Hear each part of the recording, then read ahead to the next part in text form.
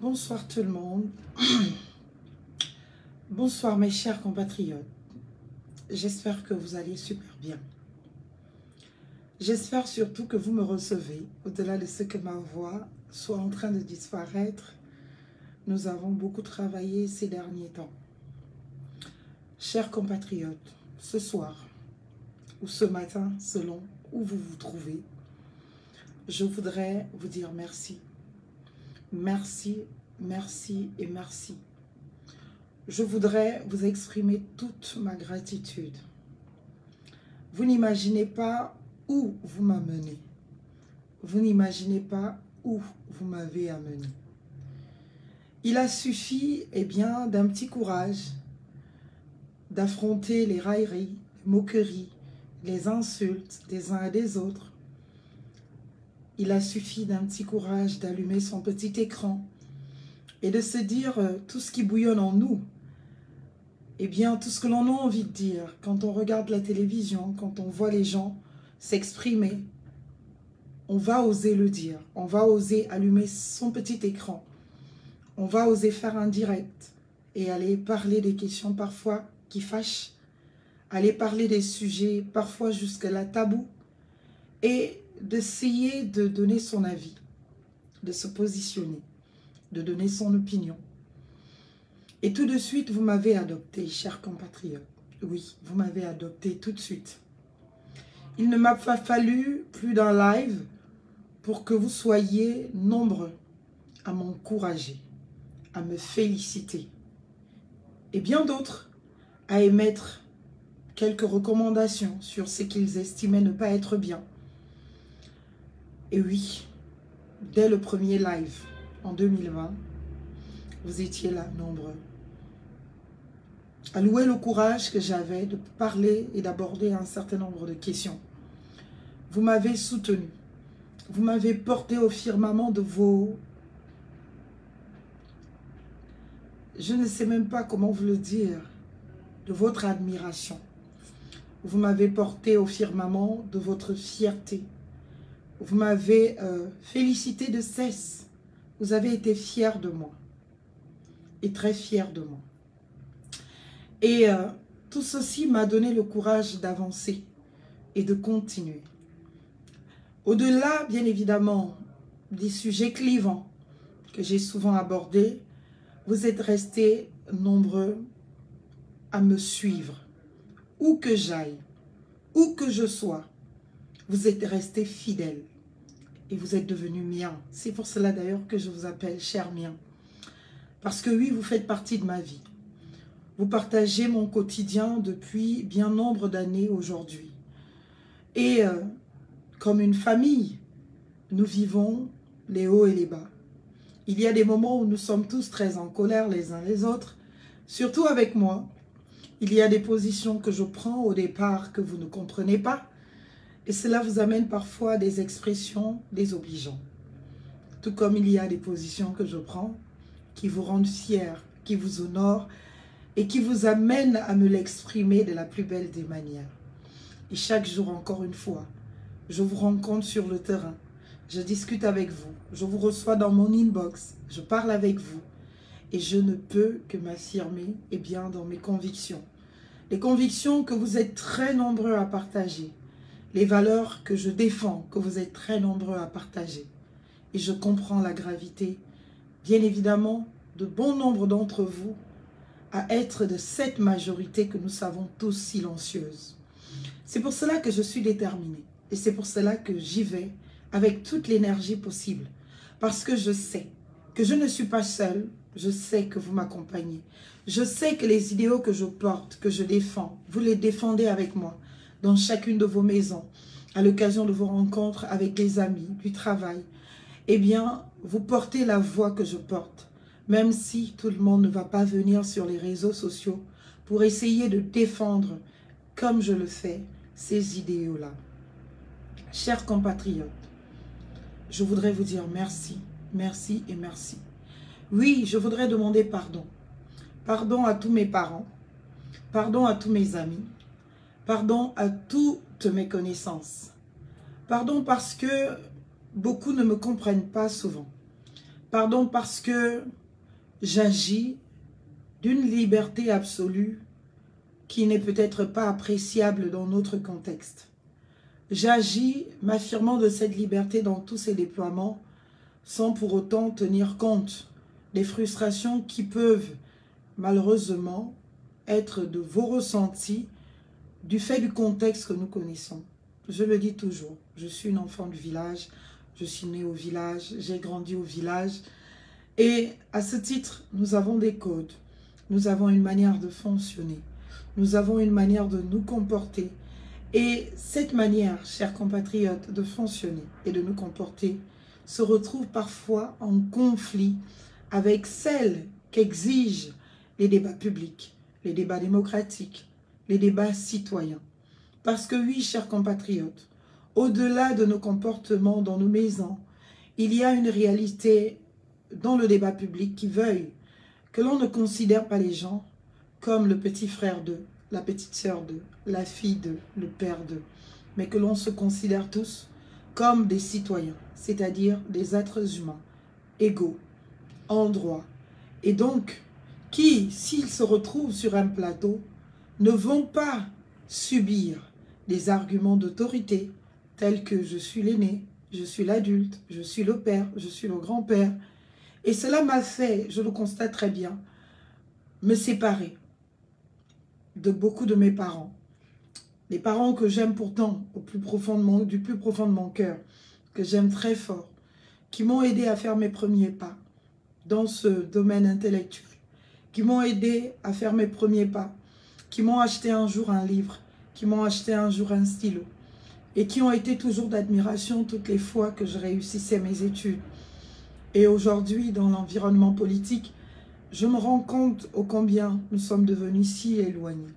Si éloignés parce que ma liberté de ton, ma liberté d'expression, ma liberté d'être qui je suis intellectuellement et bien d'autres n'est pas conforme parfois à comment eux y voient les choses aujourd'hui. Et parfois, les valeurs que je porte sont des valeurs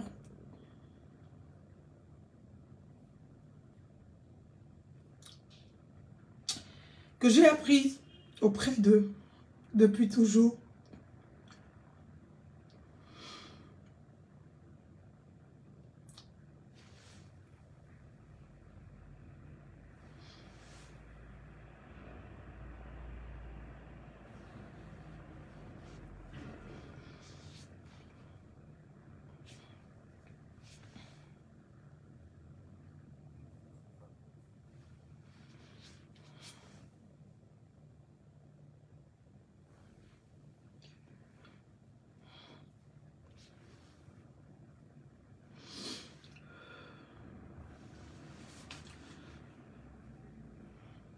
Je disais, les valeurs que je porte sont des valeurs qu'ils m'ont aidé à construire, qu'ils m'ont aidé à voir. Et ce sont eux qui m'ont accompagné dans ce combat de conviction, ce combat de dignité, ce combat d'avoir une colonne vertébrale, ce combat de défendre ses convictions.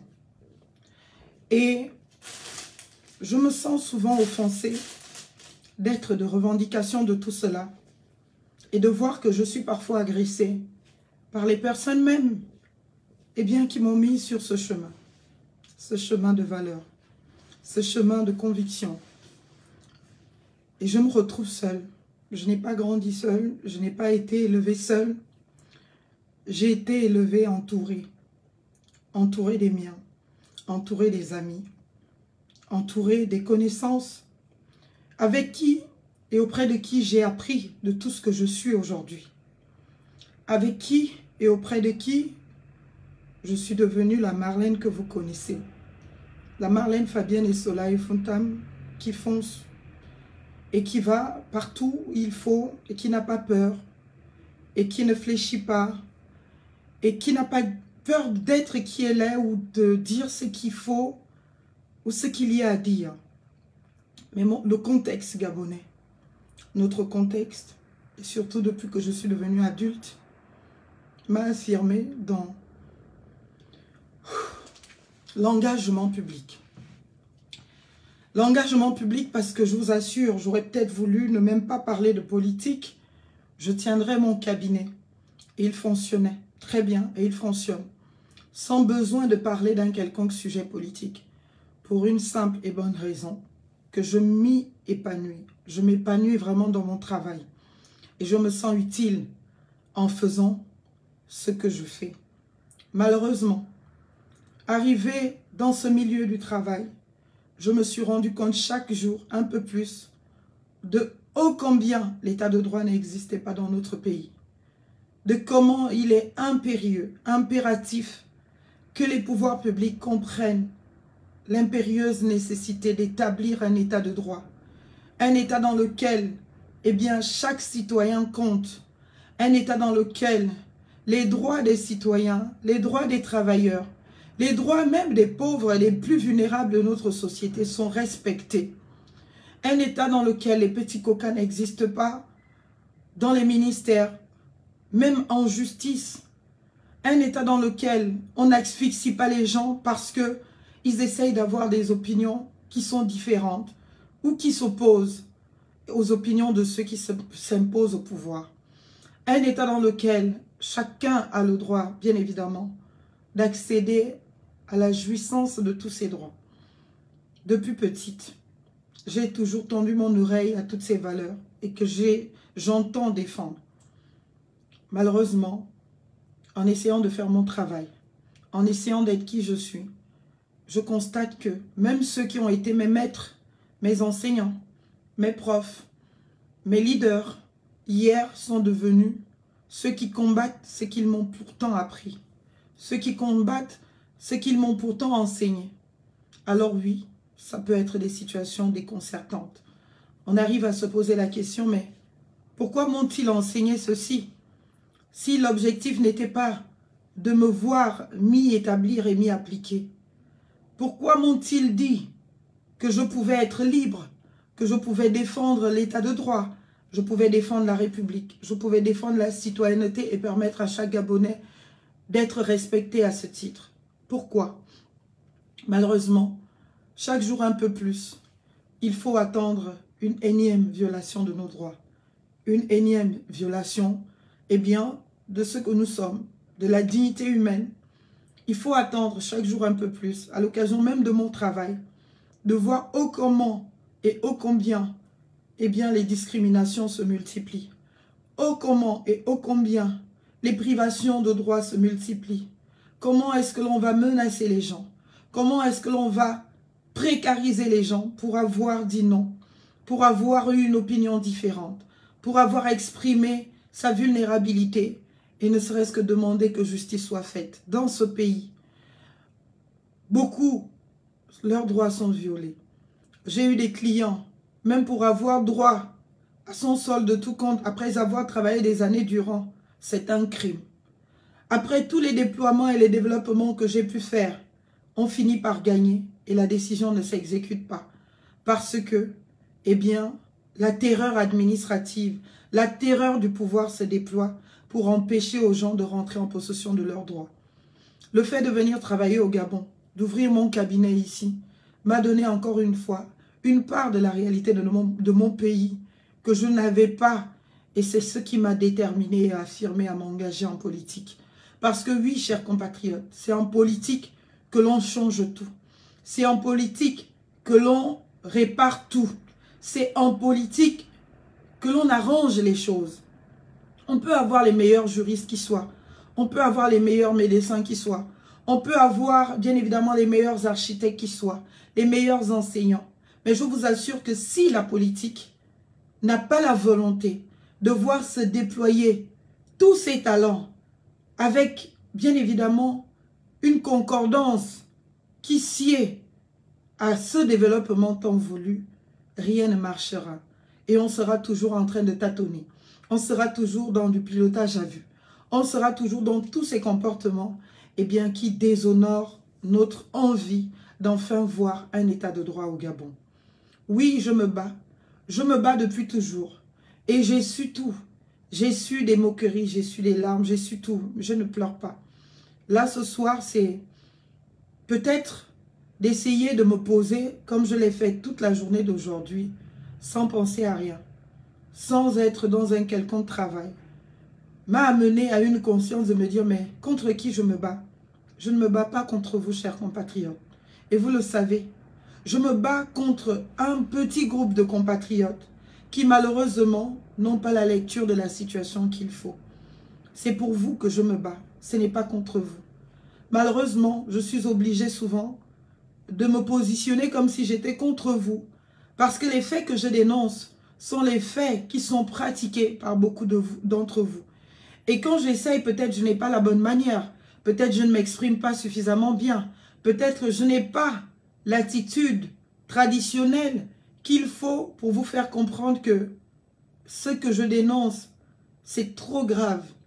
Et si nous ne faisons rien, nous ne pouvons pas nous en sortir. Nous allons nous condamner nous-mêmes et nous allons condamner nos enfants. Nous allons nous condamner nous-mêmes et nous allons condamner nos enfants.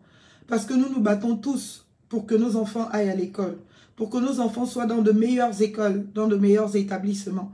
Malheureusement, que vont-ils devenir demain? Des dépressifs? Parce que oui, si ces enfants finissent de faire de brillantes études, pour ne parler que des études de droit, et puis ils rentrent au Gabon travailler, ils arrivent même à devenir magistrats ou avocats, et ils se rendent compte de ce qu'est le droit dans notre pays. Ils vivent ce que je vis dans notre pays. Je vous assure que ça va être des dépressifs à tout va. Et on aura un pays que de dépressifs. Parce que ces compatriotes, ces enfants ne pourront pas comprendre comment c'est possible qu'ils aient étudié le droit et que l'on se retrouve avec tout un corps de professionnels de droit qui ne dit pas le droit, qui dit tout sauf le droit, qui ne l'effleure même pas, qui ne l'envisage même pas et qui se retrouve malheureusement, eh bien, en total déni de tout ce qui a pu être acquis. Et on nous renvoie souvent à cette traditionnelle phrase. Bah si, ça c'est la théorie. Nous, on est dans la pratique. Oui, j'ai des discussions, que ce soit avec les magistrats, que ce soit avec des avocats, que ce soit avec des conseils juridiques, j'ai ces discussions. Et les conclusions finissent toujours par ma fille. Ça, c'est la théorie. Et là, c'est la pratique. Et la pratique est totalement différente de la théorie. Et ce n'est pas normal que ça continue comme cela. Ce n'est pas normal, chers compatriotes. C'est pour cela que j'ai décidé de faire cette petite vidéo ce soir pour vous dire merci d'abord. Merci à vous tous qui me soutenez. Je sais que vous êtes nombreux. Parfois, je ne vous connais même pas, je ne vous vois même pas. Mais les quelques fois que certains des miens m'envoient les liens YouTube, je me rends compte de combien vous êtes si nombreux à me suivre. Dans toutes ces pages.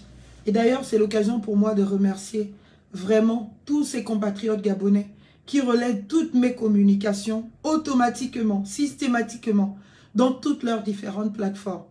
C'est un grand soutien que vous m'apportez. C'est une visibilité aux idéaux que je porte, que vous m'apportez gratuitement. Dans un pays où on sait qu'il faut tout payer. Il faut payer pour justement les médias. Il faut payer pour ceci, il faut payer pour cela. La seule chance que j'ai encore, c'est que mon nom buzz. Et quand il buzz, je me fais inviter par, eh bien, les différents médias. Et c'est quand ce sont les médias qui t'invitent que tu ne payes pas. Mais quand c'est toi qui invites les médias, tu es obligé de payer. Je dis merci à vous tous, dans l'ombre, qui contribuez à rendre audibles mes différents discours. Merci de tous ces partages que vous faites, qui me surprennent, mais agréablement. J'ai essayé de faire tout à l'heure un tour sur YouTube. J'ai vu que toutes mes dernières communications de tous ces derniers jours, même celles d'avant, ont été tellement relayées par tous ceux qui tiennent des pages YouTube et autres sur tous leurs moyens de communication. Et je vois les réactions de nos compatriotes en dessous, qui sont très largement et très majoritairement, eh bien, dans le sens de m'encourager, dans le sens de me féliciter et dans le sens de me soutenir. Merci à vous. Je vais faire des efforts. Je veux faire les efforts, chers compatriotes. Je ne sais pas, parce que je sais que je suis portée par cette mission. J'aurais pu faire autrement. J'aurais pu rester en France. J'aurais pu me déployer là-bas et dire que le Gabon peut attendre. Et surtout politiquement. Je pense que je ne peux être une piètre politique, même en France. J'aurais pu, après l'élection de 2022. J'ai réfléchi avec vous sur les réseaux sociaux. J'ai fait un post où je demandais que vous m'aidiez à réfléchir. J'ai pesé le pour et le contre. J'ai décidé que le Gabon a plus besoin de moi que la France pouvait en avoir besoin. Oui, en France, pour son propre CV, j'aurais très vite atteint tout ce que je pouvais vouloir. J'aurais très vite été valorisé, honoré. J'aurais très vite pu accéder à tout. Mais je sais qu'au Gabon, il faut du temps. Ça prendra le temps que ça prendra. Je ne suis pressée de rien. Même si c'est dans 5 ans, dans 10 ans, dans 20 ans, je serai présidente de ce Gabon-là. Et je serai la présidente des Gabonais et de tous les Gabonais. Et aujourd'hui, depuis que je me suis retrouvée dans ce combat, au-delà de ne porter que cette voix qui s'est voulue de contribution objective, intellectuelle, eh bien, je me suis retrouvée dans un engagement qui oblige à la partisanerie. Je l'assume et je le continue. Je vous dis donc merci à vous tous. Merci pour vos nombreux soutiens. Merci pour la foi que vous avez en moi. Merci de m'aimer avec mes aspérités, avec mes tâches, avec mon attitude qui ne vous sied pas forcément, que vous trouvez pour certains très très difficile d'acception. Merci de toujours rester là. Parce que quand on n'aime pas quelqu'un, on se désabonne, on se désengage. Et puis on n'est plus intéressé à quoi que ce soit, à tout ce que la personne fait.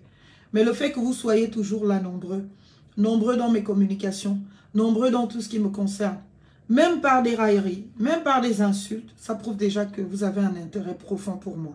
Et je vous en remercie. Pour l'instant, certains ne sont pas convaincus. Eh bien, le travail que nous avons à faire, c'est aussi de vous dire qui nous sommes réellement. Peut-être pour que vous appreniez à me connaître un peu plus. Et au-delà d'aujourd'hui, regretter que je sois devenue si éloignée de tous mes parents, de tous mes amis, de toutes mes connaissances, parce que, naturellement, j'ai osé porter mes convictions, les assumer. Parce que j'ai osé penser que le Gabon se porte bien. Parce que j'ai osé vouloir que ce pays change. Mais absolument. Parce que j'ai osé ne plus vouloir continuer ce système qui nous asphyxie, qui nous tue et qui choisit à la tête du client ô combien te condamner à la précarité la plus extrême pour te laisser te mourir toute seule. Il faut rompre avec ce système, chers compatriotes. Et cela n'a rien d'une quelconque haine à un quelconque individu. Il faut rompre avec ce système. Il a dysfonctionné et il ne peut pas nous rendre notre dignité. Vous savez, j'ai tout ce qu'il faut pour être à la mangeoire de ce système. Je refuse de le faire. C'est un sacrifice que je fais.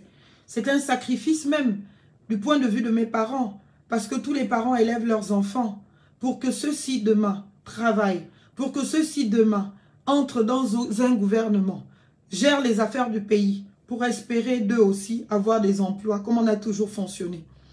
C'est toujours cela. On envoie ses enfants à l'école parce qu'on espère que si ma fille devient ministre, elle va donner du travail à tous ses frères. Elle va donner du travail à toutes ses sœurs. Elle va faire, elle va faire. Elle va nous construire des maisons. Mais c'est ce système dans lequel nous sommes restés tout ce temps. Et cela n'a pas résolu les problèmes des Gabonais.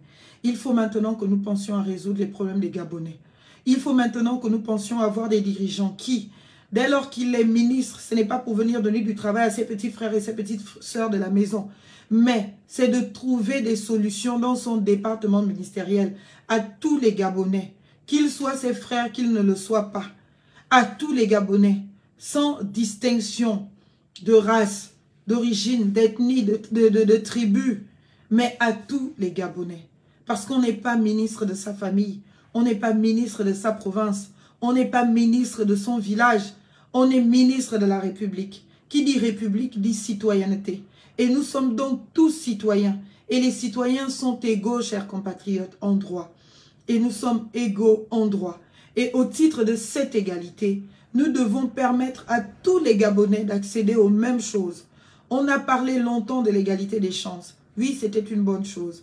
Mais aujourd'hui, il ne faut plus qu'on ne soit que dans ces petits slogans de l'égalité des chances, comment vous appelez, du changement. Mais que nous soyons dans une attitude concrète qui veuille amener le maximum de nos compatriotes au véritable changement auquel nous aspirons. Nous sommes un petit pays, chers compatriotes. Nous sommes peu nombreux. Et je vous assure que si nous nous aimons suffisamment, Quand je parle de nous aimer, ce n'est pas chanter qu'on s'aime. Ce n'est pas aller vous faire les sambas dans les grands meetings avec des sourires aux lèvres. C'est pas cela l'amour. L'amour ne se dit pas seulement, il se prouve. Et l'épreuve de l'amour, c'est rendre chacun autonome. Vous savez, il y a un fait sociologique dans notre pays que je regrette énormément. C'est celui selon lequel on a de valeur que de nos avoirs. C'est-à-dire que, par exemple, les pouvoirs publics veulent continuer à garder eux seuls la jouissance d'un minimum de dignité humaine parce que c'est de là qu'ils ont la valeur. Alors que si tout le monde venait à être en capacité d'avoir son véhicule, à être en capacité d'avoir sa maison, à être en capacité d'avoir, eh bien, tout ce qu'il lui faut, le strict nécessaire, ils pensent qu'ils n'auront plus le pouvoir sur ces personnes-là. Parce que c'est encore un luxe pour beaucoup de nos compatriotes d'avoir un véhicule. Et on respecte les gens qui sont à bord de véhicules. Et les gens qui sont à pied, qui prennent les taxis, on ne les respecte pas. Moi-même, j'en ai fait l'expérience. J'étais à l'université. Le jour où je pars en voiture, tout le monde venait te dire bonjour madame, alors que je n'étais qu'une simple étudiante comme tout le monde. Tout le monde te parlait avec beaucoup de respect. Alors que quand tu viens à pied, on te confond, on t'appelle monsieur et madame tout le monde. Et il n'y a pas le même respect. Et nous le vivons même jusqu'aujourd'hui. Quand nous arrivons dans certaines administrations, quand j'arrive, de par comment tu es habillé, de par comment tu y arrives, si tu es véhiculé ou pas, on te réserve un traitement. Et quand tu y arrives en descendant d'un taxi, ou après avoir essuyé toute la transpiration de Libreville, parce que la chaleur, eh bien on te prend à ça fait rien, comme on dit. On ne te considère pas, on ne te reçoit pas de la même manière. Il faut rompre avec ces pratiques. Tous les êtres humains comptent. Nous sommes tous des êtres humains. Et chaque Gabonais doit se savoir être humain et avoir la garantie absolue de tous ses droits. C'est pour cela que je suis obligée de vous dire vraiment, pardonnez-moi. Pardonnez-moi d'avoir été élevé par vous. Pardonnez-moi d'avoir essayé de garder toutes ces valeurs que vous m'avez transmises. Pardonnez-moi, au travers de l'école, d'essayer de donner forme à tous ces acquis pour qu'ils se matérialisent. Malheureusement, aujourd'hui, en obstacle, je vous avoue. Mais je ne veux pas éternellement me retrouver à me battre et à me battre contre vous. Je voudrais donc vous laisser l'opportunité à chacun, en toute conscience, de faire ce qui lui semble bon, de faire ce qui lui semble juste, de faire ce qui lui semble bon et de faire ce qui lui semble juste. Parce que, au final, nous ne nous battons pas pour le plaisir de nous battre. Nous nous battons pour accéder à des choses. Si moi je vous parle de République, vous me parlez du partage du gâteau, qu'est-ce que vous voulez que je vous dise? Vous aurez fait le choix du partage du gâteau. Sauf que le partage du gâteau ne peut jamais être la République. Le partage du gâteau ne peut jamais mettre chaque citoyen à sa place. Parce que même un gâteau, aussi gros et grand qu'il soit, quand on le partage, il finit. Et tout le monde ne peut pas avoir la même part. Alors que dans une république, on essaye de donner à ceux qui en ont besoin et d'encourager ceux qui ont d'en donner à bien plus d'autres qui n'en ont pas. C'est cela une république. Pour que chaque citoyen se sente libre, pour que chaque citoyen vive dignement. Chaque Gabonais doit pouvoir vivre dans une maison qu'on appelle en dur. Une maison qui a les toilettes à l'intérieur, qui a les vestiaires, qui a tout, qui a une cuisine fonctionnelle. Chaque Gabonais doit vivre dans ces conditions. Nous en avons les moyens, nous en avons l'argent. Tous nos frères et toutes nos sœurs qui deviennent des braqueurs, des braqueuses, qui deviennent des prostituées, qui sont dans des chemins qui n'honorent pas la paix dans notre pays, qui n'honorent pas les valeurs que nos ancêtres ont laissées et que nous essayons de transmettre. Toutes ces personnes le sont parce que il n'y a aucune politique sociale, aucune politique publique dans notre pays d'insertion et de réinsertion sociale. C'est tout cela que je vais vous proposer, que je vous propose d'ailleurs et que nous vous proposons. Les politiques d'insertion sociale et de réinsertion. Si nous avons plusieurs de nos frères qui ont fini leurs études et qui n'ont pas d'emploi, il faut pouvoir discuter individuellement avec chacun. Nous avons des chômeurs à recruter, des gens que nous pouvons former dans le sens justement, eh bien, de ces évaluations, pour permettre à nos compatriotes, pour permettre, oui, même les drogués, pour permettre à nos compatriotes de retrouver le chemin de la dignité humaine, pour que ces compatriotes puissent manger à leur faim, pour que ces compatriotes puissent recevoir de l'argent. Je ne veux plus voir dans mon pays toutes ces situations où les hommes et femmes politiques se constituent des donateurs. Bien évidemment, on va aligner des pères et des mères de famille parce qu'ils sont dans un village pour venir leur distribuer du riz, pour venir leur distribuer. À la limite, si on est un homme politique et qu'on estime que ces compatriotes sont vraiment pauvres, parce que si on apporte du riz aux gens, ça veut dire que les gens sont en difficulté, en précarité extrême, et que ces gens-là ne peuvent pas s'acheter eux-mêmes le riz.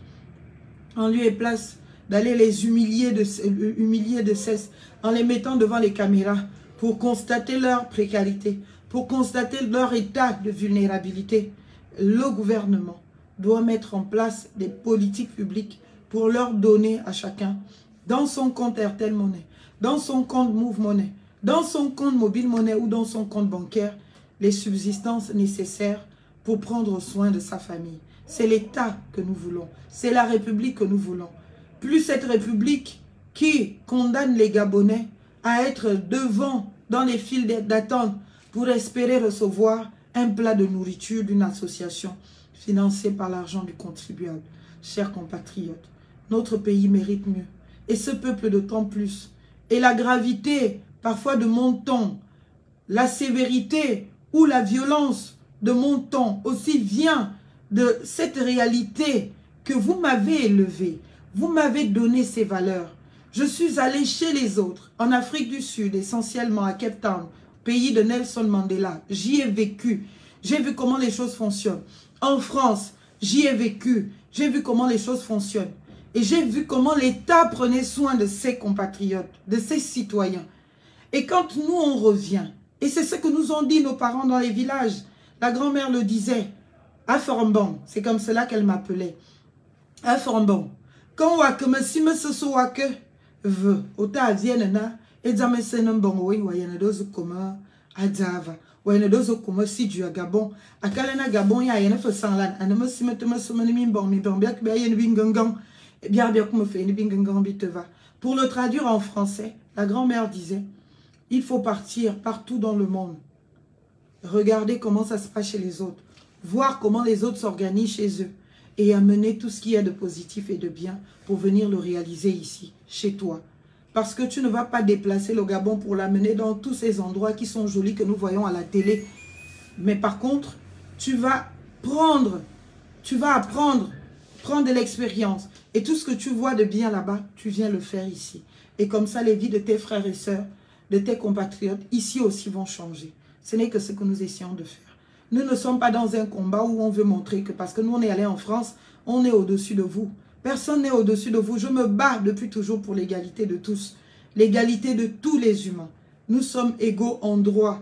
Et nous ne pouvons pas être discriminés ou exclus sur des considérations qui n'honorent pas cette égalité citoyenne. Chers compatriotes, je ne suis pas votre ennemi. Je ne suis d'ailleurs l'ennemi de personne, mais je veux au plus profond de moi que ce pays se porte bien. Je veux au plus profond de moi que nous soyons en capacité de nous épanouir dans notre pays. Ce n'est pas possible aujourd'hui. On ne peut pas s'épanouir au Gabon, ni dans son travail, ni rien du tout. Les gens ont adopté des mécanismes de fonctionnement qui sont tellement graves que je pense psychologiquement expliqués qui peuvent traduire en réalité de véritables troubles. Je pense que le cas du Gabonais intellectuel vraiment soumis en clinique, ça peut révéler des troubles absolument graves. Parce que j'ai des compatriotes qui sont des hauts cadres de l'administration publique, qui sont là, mais qui ont maintenant un mécanisme automatique de fonctionnement qui est grave et que je ne peux pas encore me faire. C'est-à-dire que des personnes gardent leurs connaissances pour elles, gardent leur savoir pour elles, mais vivent dans une société comme si la société... Ils sont au Gabon sans être au Gabon. C'est-à-dire que quand vous leur parlez des choses du Gabon, à la limite, ils vous disent « Ah non, vraiment, ok, c'est bon. » Ils ne veulent pas s'en mêler, ils ne veulent pas s'en occuper, mais ils se lèvent tous les matins, ils vont travailler, parfois dans une administration publique. C'est-à-dire qu'ils ne mettent plus les organes comme on dit. Les choses graves se passent et ils regardent. Ça se passe bien, c'est plus leur problème. Et c'est comme ça que les intellectuels, ou du moins des personnes qui ont une autre lecture, ou qui ont eu l'opportunité de voir ailleurs comment ça se passe, se comportent au Gabon. C'est-à-dire, ils vivent au Gabon avec leur propre pays dans leur tête. C'est comme ça qu'ils survivent au Gabon. Ils sont au Gabon, mais ils ont leur pays dans leur tête, qu'ils définissent comme ils veulent. Et puis, c'est comme ça que ils arrivent à fonctionner. C'est comme ça qu'ils arrivent à fonctionner. Sinon, ils ne peuvent pas. Sinon, ils ne peuvent pas. Parce que, conscients de la triste réalité, et si à chaque fois, ils veulent mettre en affront ce qu'ils sont, ce qu'ils savent, avec ce qui se passe, ils en deviennent malades. Et pour ne pas en devenir malades, ils vivent comme s'ils ne vivaient pas ce qu'ils vivent. C'est-à-dire, ils se mettent dans un cocon, dans leur tête, qui n'a rien à voir avec ce qui se passe au Gabon. Ils se créent leur propre pays, dans leur tête, avec les règles de ce pays-là. Et c'est comme ça qu'ils survivent physiquement dans notre pays. Ça ne peut pas continuer comme cela. Parce qu'à ce stade, nous deviendrons tous malades mentaux. On ne peut pas tenir. Nous deviendrons tous malades mentaux. On a dit dans ce pays, et c'est grave, c'est une maladie, comme le palu, c'est une maladie comme le VIH-Sida. C'est une maladie, hein, les maladies mentales. Il faut en prendre compte. Nos compatriotes méritent un meilleur traitement que ce que nous leur offrons. Et la politique aujourd'hui doit sortir des intrigues de cesse. Et il faut que nous soyons en capacité de vous proposer autre chose que ce que nous connaissons jusque-là. Et cette autre chose, c'est un état de droit. C'est une séparation véritable de pouvoir. C'est une république effective qui fonctionne et qui reconnaît chaque citoyen, où qu'il soit, sur le territoire gabonais. Et même en dehors, c'est-à-dire nos frères et sœurs de la diaspora. Le Gabon doit avoir un regard sur eux. Le Gabon doit en prendre soin. Et le Gabon doit être en capacité d'agir toutes les fois que nécessaire quand ses compatriotes se retrouvent en difficulté ou en problème. Nous sommes au Gabon et nous voyons comment les Français s'occupent des leurs ici au Gabon. Il suffit qu'il y ait un petit problème, une petite difficulté ici au Gabon, que tous les Français sont alertés, tous les Français sont mis en sécurité, tous les Français sont pris en charge. Un Français ne peut pas se retrouver dans ce pays-là en train d'être d'errer. Vous avez vu, il y en a un qui vendait les gâteaux à un moment donné. La France est intervenue parce que c'est son citoyen. Et la France ne peut pas accepter que son citoyen soit dans un pays, quelque part dans le monde, en situation d'indignité. C'est-à-dire, même s'il ne le veut pas, la France intervient. Et nous, on doit pouvoir s'occuper des nôtres comme cela, où qu'ils soient, qui qu'ils soient, d'où qu'ils viennent. Peu importe leur ethnie, peu importe leur tribu, peu importe leur couleur de peau, tant que ce sont des citoyens gabonais, le Gabon a la responsabilité d'en prendre soin, de les préserver et de les protéger. Je voulais donc vous dire, vraiment, cœur à cœur, je ne sais pas souvent que je me permets cette vulnérabilité, parce que quand on ouvre un peu son cœur, malheureusement, on constate aussi sa vulnérabilité, les larmes coulent, voilà, c'est humain. Mais vous dire que je n'abandonnerai pas le combat. Je réfléchirai chaque jour à comment le mener au mieux. Et surtout, comment vous parler pour que vous compreniez que ce que je fais, je le fais d'abord pour nous tous. Je ne le fais pas pour moi. J'aurais pu être égoïste et choisir un chemin qui me concerne moi et qui n'intéresse que ma simple petite tête qui veut briller au soleil. Je vous assure que depuis longtemps, je serai déjà installé au gouvernement, que ce soit sous Ali Bongo, que ce soit sous le CTRI. Ça ne m'intéresse pas. Je veux que mon pays se porte bien.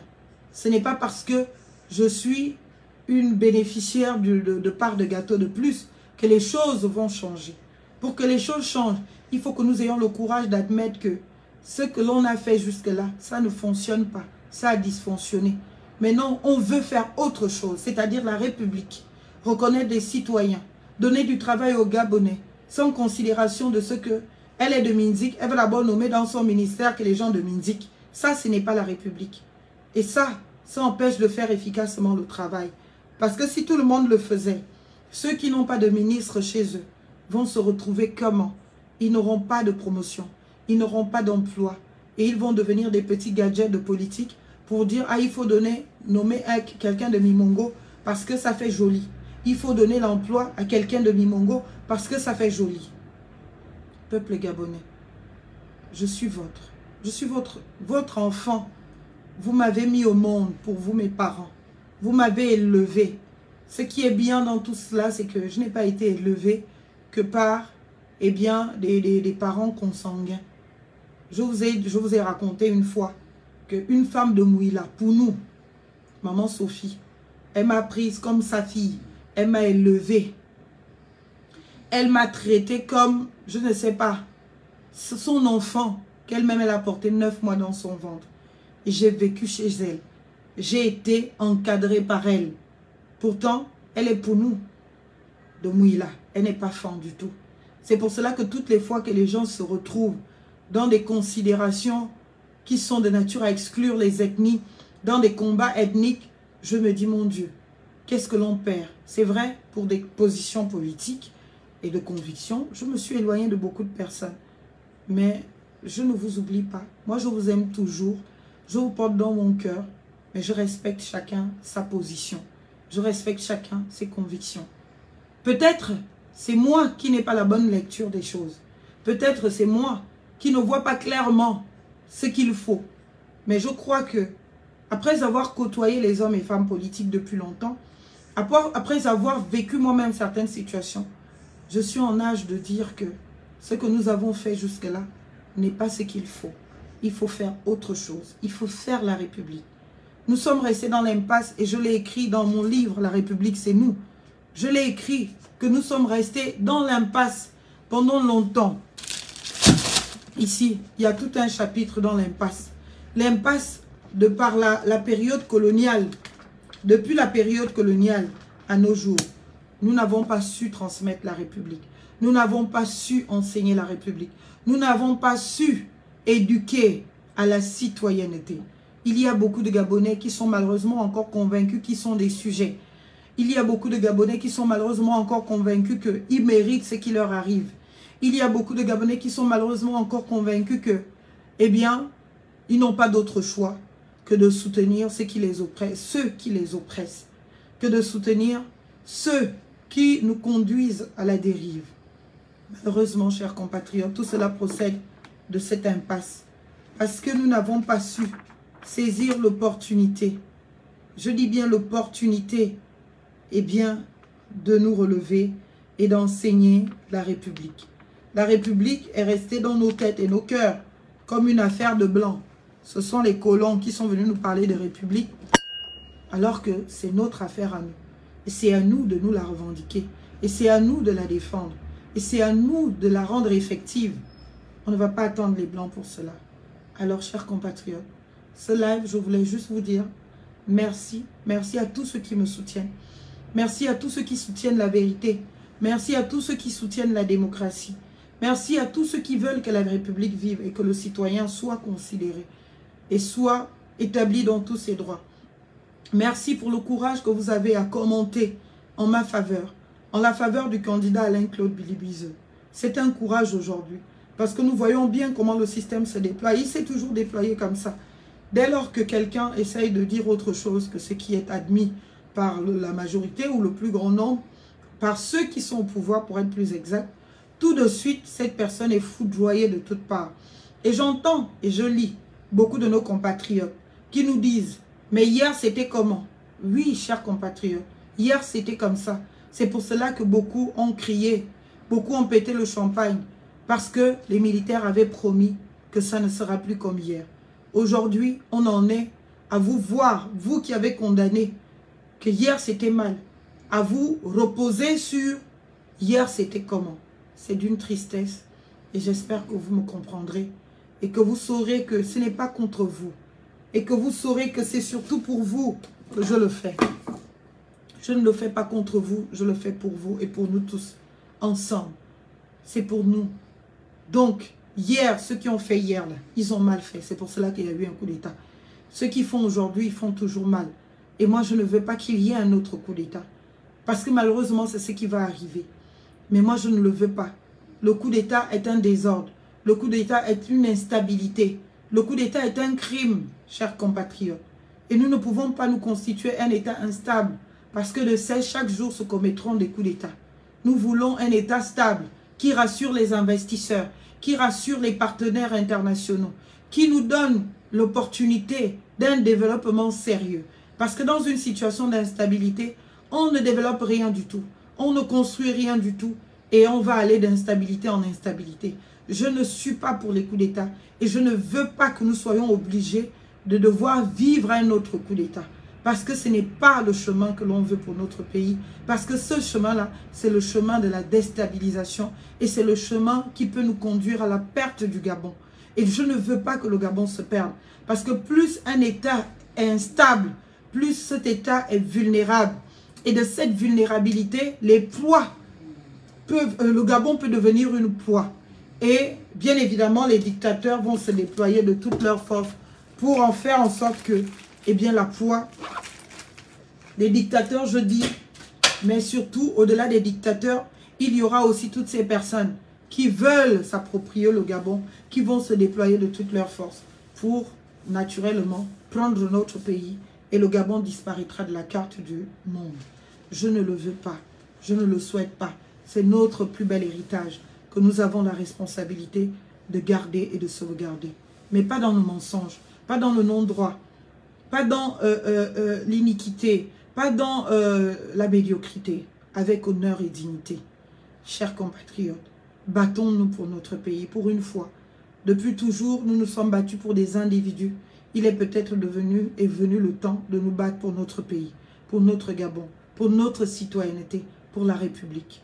Parce que si la République est effective et qu'elle vit, eh bien, le Gabon vivra. Malheureusement, si la République n'est pas effective et qu'elle ne vit pas, le Gabon disparaîtra. Je ne suis pas prophète, je ne fais que vous dire ce que la science nous permet, bien évidemment, de tirer comme conclusion au vu de ce qui s'est passé chez les autres. Je ne souhaite pas que notre pays disparaisse, je ne souhaite pas que notre pays se porte mal, je veux que notre pays se porte bien et c'est pour cela que j'essaye de prendre ma voix et de la laisser de la porter au-delà de tous les risques, au-delà de tout ce que nous avons à risquer dans ce pays pour nous permettre ce genre, bien évidemment, de liberté. C'est risquant. Et bravo à vous tous qui avez compris que le combat n'est pas un combat d'individus, mais c'est un combat de principes, de valeurs. C'est un combat de droit, d'état de droit. Et vive la République. Pour que vive le Gabon. Merci pour tout. Merci pour vos encouragements. Merci pour vos soutiens. Et pardon à tous ceux que mon être insupporte. Mes mots blessent. Malheureusement, je ne peux pas parfois penser souvent à chacun de vous, spécifiquement dans ce qu'il peut entendre ou pas entendre. J'essaye d'être moi. C'est difficile d'entendre mon discours aujourd'hui peut-être, mais j'espère qu'il sera entendu de plus en plus. Et surtout, je vous fais confiance, oui, je le dis. Je fais confiance aux Gabonais parce que je sais qu'au-delà de tout, au-delà du buzz, au-delà de nos comportements un peu immatures à tous, sur les réseaux sociaux, quand vient le moment de décider, quand vient le moment de prendre ses responsabilités, vous avez toujours su les prendre. Et nous vous garantissons que nous avons les moyens, eh bien, de faire asseoir ces responsabilités que vous aurez définitivement décidé de prendre. Parce que oui, le système a fait son temps. Il faut que nous l'accompagnions à mort. Parce que ce système, il n'a rendu que quelques privilégiés indus en capacité de continuer de nous enfoncer. Et il n'a pas rendu sa citoyenneté aux Gabonais. Aujourd'hui est venu le temps de défendre la citoyenneté, de défendre nos droits absolus, de défendre la République. Merci encore une fois. Et pardon pour tout ce que j'ai offensé. Nous allons être d'ici demain de détails, de plus amples explications. J'espère que tous ceux qui me suivent, eh bien, nous rejoindront pour pouvoir faire ensemble le combat pour la République, aux côtés du candidat Alain-Claude Bilibizeu. Vive la République pour que vive le Gabon. À très bientôt les miens. Bisous. Je vous aime. Oh, on vous envoie les cœurs. Bisous à tous. À très bientôt.